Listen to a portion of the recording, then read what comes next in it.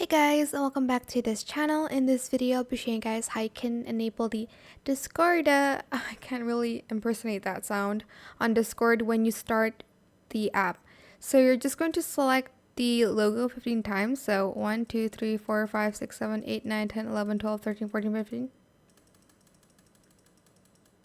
Just do it really quick. Okay, there we go. I think that was 15 clicks. So when you close it and open it, it's going to start the sound. So let's close the app actually, and then let's open Discord. Well, it's supposed to be, okay, let me just go to my task manager and close it. It's supposed to load it up.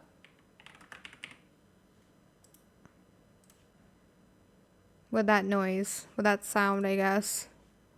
So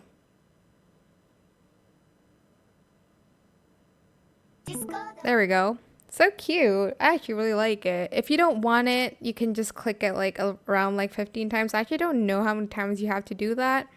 That is it for this video. I hope it was helpful for you guys. Don't forget to like, comment, share, and also subscribe to this channel if you haven't done that already. If you have any more questions about this video, just leave it in the comment section down below. I'll try my best to answer them all for you guys.